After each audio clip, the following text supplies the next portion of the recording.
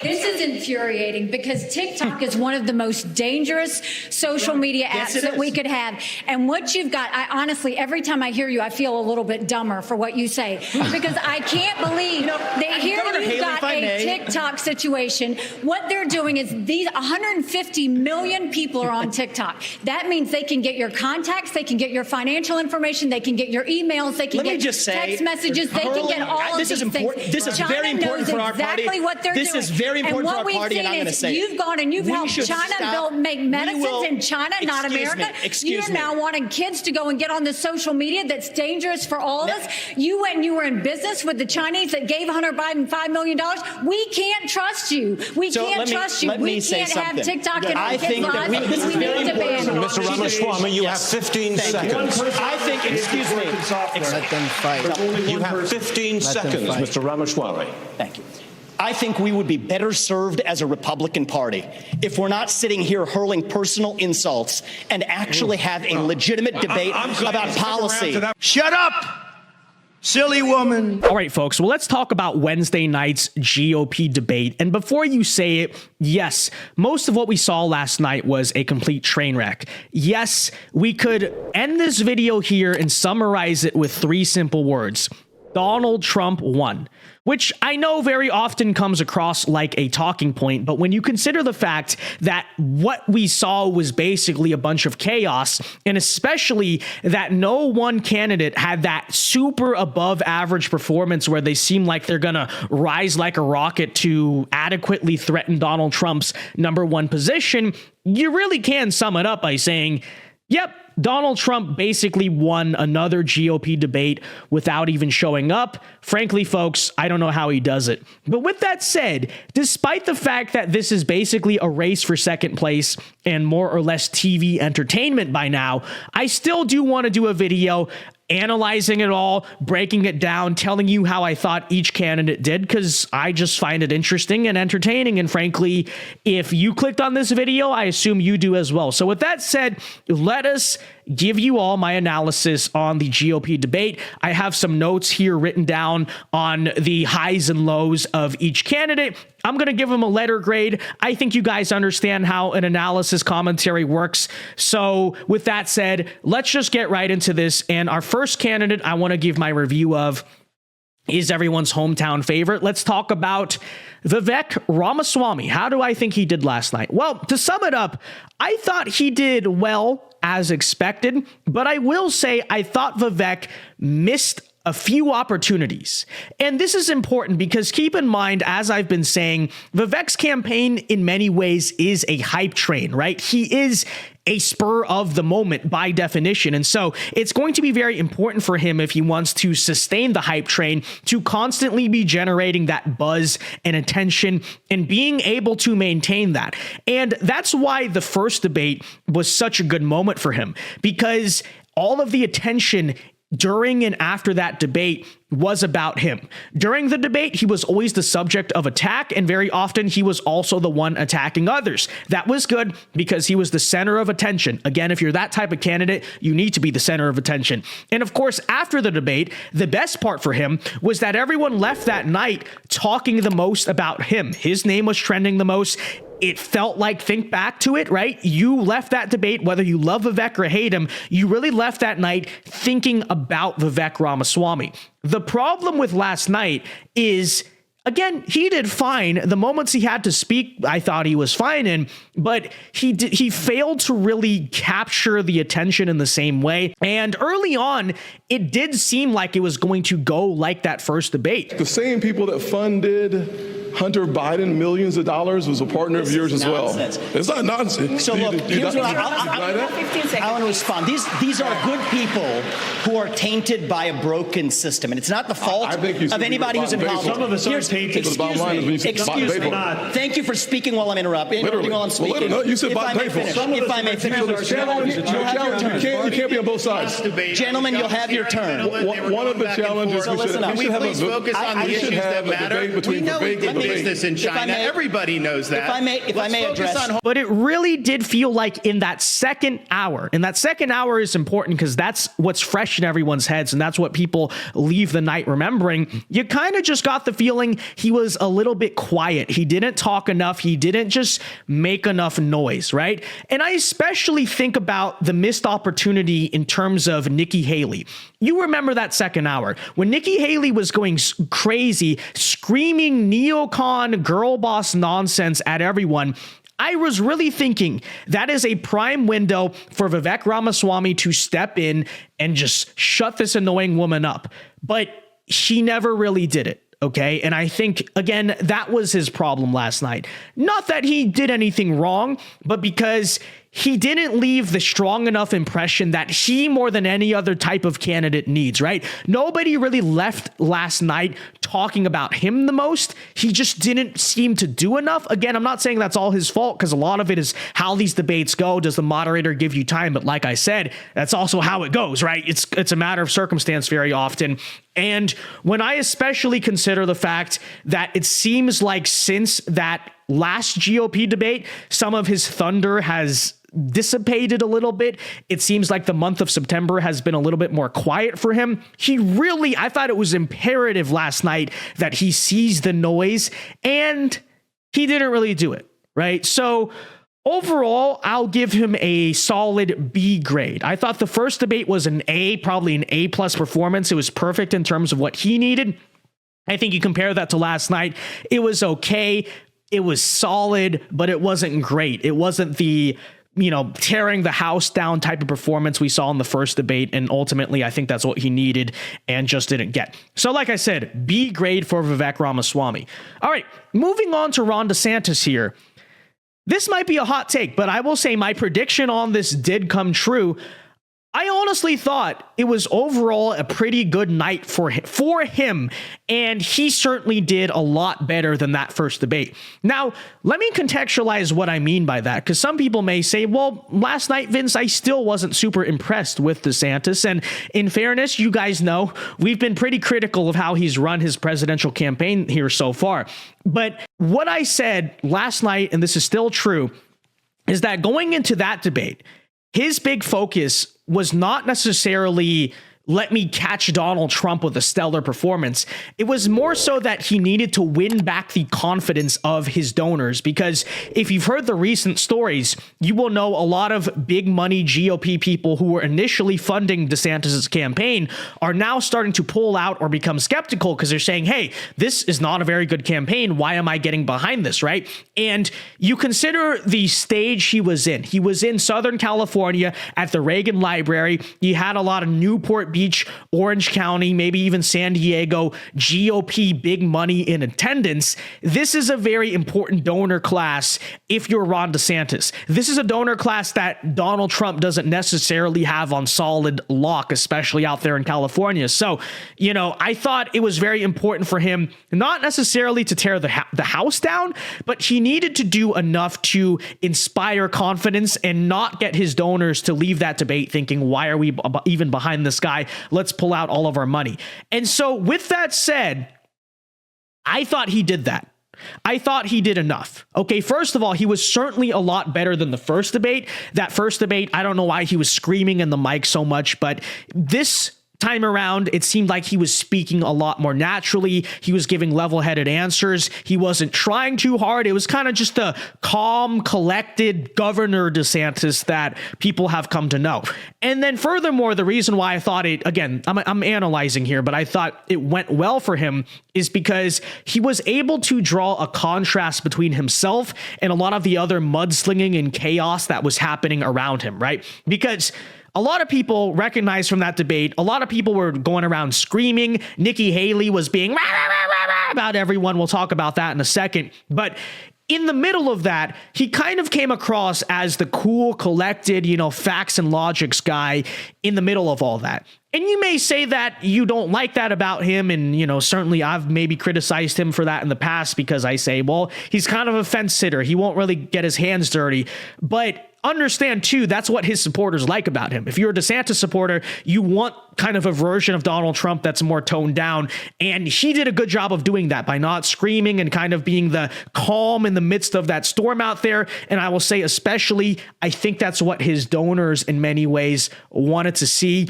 Even if it doesn't appeal necessarily to, rah conservatives like you and I, like I said, if his task last night was to re-inspire the confidence of that California donor class who really was his prime audience, both in that stage and outside of that stage, I thought he did good enough to maintain that support. So Ron DeSantis, in my eyes, gets a B+ grade. I thought the first debate really was maybe more so of a C-. I would give him a B+ because, again, in order to get an A, you have to truly tear the house down. He didn't do that, but he did the maximum of what he, quote unquote, I thought needed to do. So Ron DeSantis there gets a B+. Okay, let's move on now to Nikki Haley. Oh boy, Nikki.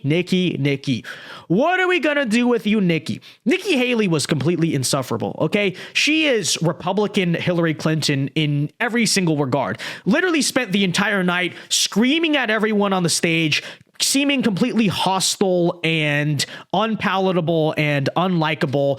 And frankly, I've said this about Nikki Haley since the beginning. She wants to run as this Republican feminist girl boss. You literally Bring it, put Tim. $50,000 on curtains in a $15 million subsidized location. Next. You got bad information. First of all, I fought the gas tax in South Carolina multiple times against the establishment. Just go to YouTube. Against the establishment. Just go to and YouTube you want to know what that yourself. 10 cent was? When they wouldn't pass the gas tax, the establishment and the companies wanted me to do it so much that I said the only way I will Here's pass what you have it to if do. you will All give you have us to do. three. All you excuse have me, to do is go if you will watch give- Nikki Haley on YouTube. Yes. If you will give me 3 times the deduction in income tax, then I will look at your gas So you tax, said which yes, is why it didn't you would happen. pass. Exactly, Ron. Secondly, on the 50 million. Here is a nice part. Secondly, on the curtains, do your Yes. homework, Tim, because Obama bought those curtains. Did you send them back? It's in the press. Did you send them back? It's the State Department. Did you send them back? Did you send them back? You're the one that works in Congress. Oh my gosh. You get it You done. hung them on. But with that said, again, now getting into the analysis part, less so of my personal opinions on this stuff. Again, same with DeSantis. I thought the way she did stuff may go over well with that same California GOP donor class who might like all of those reasons. Because for the same reasons that a lot of those California Republicans, and keep in mind, I'm from this area, I kind of know how they are. A lot of those California Republicans like DeSantis because he's the big challenger to Trump. I think you may see that a lot of these California Republican donor people also like Nikki Haley because she's just that. Oh, look, it's a female Republican. She's more socially liberal on the issues. She's kind of a girl boss. It might resonate in that way, and she definitely did garner enough attention last night to sort of be the focal point of all of that. So I will say on her part, yes, I find her insufferable. Yes, I could not fathom the idea of her being the nominee for our party. But to her credit, she did make headlines. She did draw attention to herself, which is kind of the point of these things. And if she was trying to appeal to those same California donors, she may have done a good job. That could also spell trouble for Ron DeSantis because, again, if Ron DeSantis was trying to walk away last night, monopolizing California money, hey, here's Nikki Haley, kind of a wrench in that plan out of left field, something to consider. But overall grade for Nikki, I will give her an A, but the A stands for annoying. Okay, let's move on here to I would argue the biggest clown of last night, Mike Pence, okay? First and foremost, every attempt that Mike Pence makes to seem cool or quirky or different or interesting or funny just fails absolutely. The guy tried for so many different one-liners and punchlines, and even that crowd, even the crowd of the GOP debate, okay, that's a lot of donors, that's a lot of RNC insiders, right? Didn't think he was funny. My wife isn't a member of the teachers union, but I got to admit, I've been sleeping with a teacher for 38 years. And so full disclosure. The guy literally thinks he's Ronald Reagan, but first of all, he's not Ronald Reagan. He has about a fifth of the charisma. And secondly, even if he was Ronald Reagan, it's not the 1980s anymore. And again, he's just a total failure, okay? And on top of that, just aside from making fun of him and memeing him, let's get substantive and point out he basically did not answer a single question. Okay. And if you watched last night's stream with us, you notice me pointing this out. For instance, I remember once very clearly, they asked him a question about healthcare and he gave an answer about illegal immigration. Like, that's not even in the same stratosphere. It's not even, oh, let me give a rhetorical answer about healthcare that kind of misses the point. No, they asked him about healthcare. He talks about illegal immigration. Okay. So this is just stereotypical garbage establishment politician, slimy politician nonsense from him. And let that be pointed out to all the people who defend Mike Pence as a matter of integrity. They say, yeah, Vince, well, I don't really agree with Mike Pence on the issues, and neither do you, but at least he's an honest man. At least he's a good man of integrity.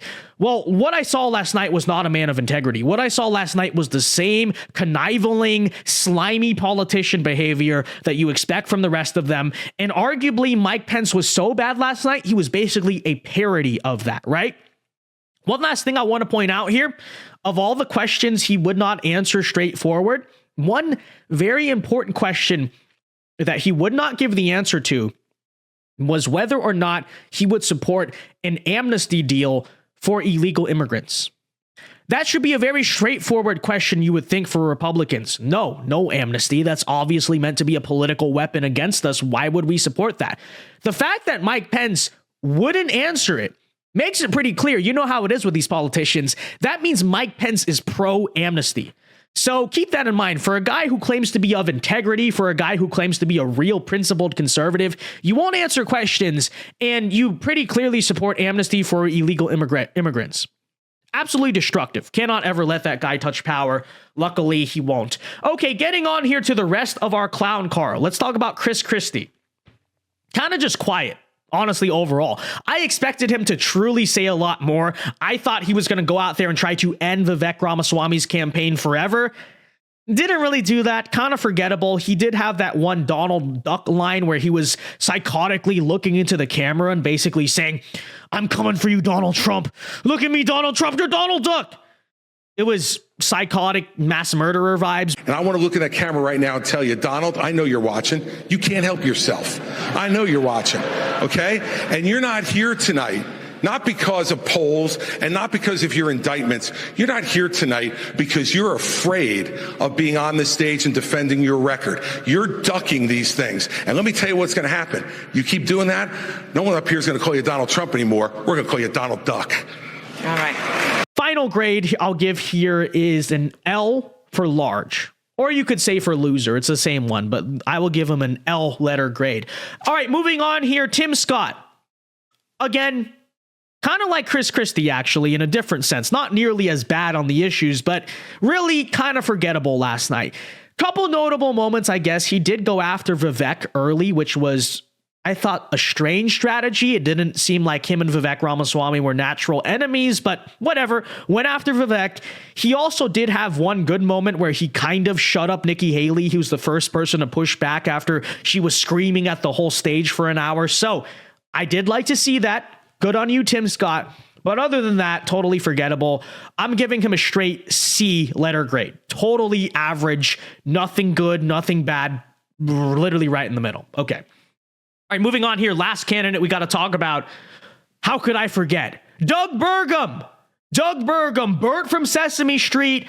Eyebrow man. Look at those eyebrows. Just look at those eyebrows. How could you deny those eyebrows, okay? Kind of felt bad for Doug. They never let him talk. He tried to talk at different points. He's like, why won't I get an answer? They threatened to cut his mic, okay? So really did feel bad for DOUG BURGUM. Free DOUG BURGUM, everyone. Frankly, that man is king of America. And you know what? I'll say it. DOUG BURGUM won the debate, okay? Everyone's like, oh, Vince, who won the debate? Was it Trump? Was it Vivek? It was DOUG BURGUM. People who didn't watch the debate are thinking, who is DOUG BURGUM? Don't worry about it. You'll know who he is soon because DOUG BURGUM is going to be your king, your dictator soon, okay? DOUG BURGUM is coming. DOUG BURGUM is here. DOUG BURGUM is inevitable. And all who are currently sleeping on the name DOUG BURGUM are going to regret it because DOUG BURGUM is, he is all, look at those eyebrows. Joking aside, I still don't know who he is or why he's there, but we love DOUG BURGUM, okay? I salute DOUG BURGUM. All right, but with that said, that basically wraps it up. In all, Trump was once again, I think, smart to skip this debate. I would even further argue it was a good look politically to have the contrast between, oh, here's a bunch of neocon Republicans, mostly all yelling about Ukraine over in California. And there he was last night in Michigan making a speech to auto workers, grassroots on the ground. I did think that was a good optical look for him. Overall, like I said, that whole debate, kind of just a forgettable train wreck, to tell you the truth. By the way, one last thing I want to say here. What was up with the Spanish? Okay, if you didn't see it, they had this one moderator from Univision who read an opening statement to a Republican debate, not a Democrat debate, a Republican debate in the Spanish language. Please allow me to welcome our Spanish-speaking audience. Muy buenas noches a todos. Desde la Biblioteca Presidencial Ronald Reagan, los precandidatos republicanos también buscan su voto para las primarias del partido. Bienvenidos. Every single question she asked was more or less insinuating that the Republican Party were a bunch of racists. Okay? I'm not joking about that. So that is apparently Fox News and conservative media and the Republican Party in 2023. We're speaking a non-English language in the U.S., and our representative of that is calling the GOP racist for the entire night. What a joke. What a complete joke. And I had people coming at me over this take. You know, they're saying, Vince, what's wrong with Spanish? Why are you attacking using the Spanish language at a Republican debate? Well, let me address that really quickly, okay? Well, let me explain exactly what is my problem with that as we close out this video. It's very simple, and I'm surprised that other conservatives don't understand this, so let me explain it to you. My problem with using the Spanish language in a Republican debate is that the United States, everyone knows this, is an English-speaking country, okay? The English language is our tradition, it is our heritage, it is our creed, whatever you want to say about that, okay? Now, with that said, my belief is that, yeah, I mean, I guess whatever you speak within your own household is up to you, but because of that, I do believe that our nationwide political debates should be in English. And I think especially on the conservative side should recognize that, because the conservative side is supposed to be about the preservation of tradition and national identity. And basically, what else do we have left in terms of a national identity besides the English language? You know? And again, I don't understand what is complicated or controversial, or why people are getting mad at me for saying that. No, I don't think that foreign languages, non-English languages, have any place in national Republican debates. Now, if the GOP wants to go on a Spanish channel and try to make some ads in Spanish, that's one thing. But we're talking about the nationwide platform of the Republican debate. Again, not a good look, not something I really like or enjoy to see that much. And I know what the counter argument people were making, which is, oh, but Vince, they're making a play for the Hispanic vote. Don't you get it? There's a lot of Spanish speakers in the country these days. You may not like it, but they're trying to make a play for the vote. Okay, I guess I kind of understand that. But at the same time, you know, first of all, the last Republican candidate to try to speak Spanish was Jeb Bush, and you know what happened there. So I don't buy the idea that you need to speak Spanish to win Republican voters. I think you win Hispanic voters by certain Hispanic voters, at least, by just being strong on issues like crime and immigration and stuff like that. But still, regardless, okay, even if that's the logic, are we going to forget that the moderator basically, again, insinuated with every single question that the GOP was racist? Was that helping us with the Hispanic vote? Was she helping us with the Hispanic vote when she was basically being subversive and insulting the GOP and making the GOP look bad the entire night? Yeah, I don't think that helped, because she just read one virtue signaling opening statement in Spanish. I don't think that was necessary. I don't think that was a good look. And overall, I think it was kind of insulting. It was just kind of insulting to the United States. Again, we're the conservative side, right? We're supposed to be about American tradition and all that. Again, I didn't like it. You can disagree with me, but I think when you consider how she behaved that entire night, you couldn't have had anyone else besides a far left liberal anchor from Univision. You could have at least had a conservative Hispanic. Whatever. Fox News for you. All right, with that said, folks, let me know what you thought of last night in the comment section down below. Who did you think won? correct answer is Doug Burgum. No, but who would you think won in all seriousness? Let me know in the comment section. And until next time, folks, Alpha Moves only. God bless. Have a very good day and peace.